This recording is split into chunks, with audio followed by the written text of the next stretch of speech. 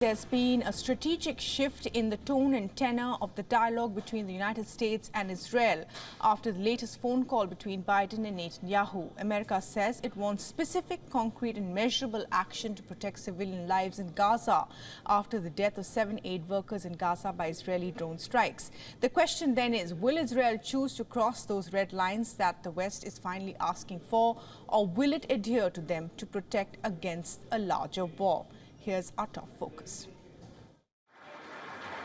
President Joe Biden, for the first time since the start of the war in Gaza, threatened to condition support for Israel's offensive there, saying U.S. policy could change if Israel doesn't take concrete steps to protect civilians and aid workers. Biden's warning follows an Israeli airstrike that killed 7 aid workers and was relayed during a phone call on Thursday with Prime Minister Benjamin Netanyahu.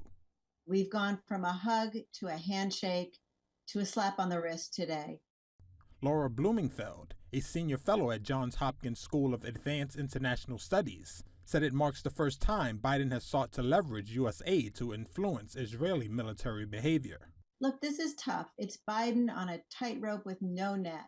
He's caught in political crosswinds. From the left wing of his party, they're saying condition aid, remove yourself from your all-out support for Israel. And then from the right, especially in Congress, the Republicans are threatening to blast him because they'll accuse him of weakness. I think the most important thing here is to set clear red lines. So if Biden can say, here are the lines, do not cross them, there will be consequences, that gives him credibility and leverage and leadership. The White House had described Biden as outraged by the attack that killed World Central Kitchen aid workers. Systematically, car by car. The group's founder, celebrity chef Jose Andres, told Reuters in an interview Wednesday that the attack had targeted his aid workers deliberately. Israel must meet this moment. In Brussels, U.S. Secretary of State Antony Blinken said the attack on aid workers this week must be the last, and that humanitarian aid must be surged into Gaza. If we don't see the changes that we need to see, there'll be changes in our own policy.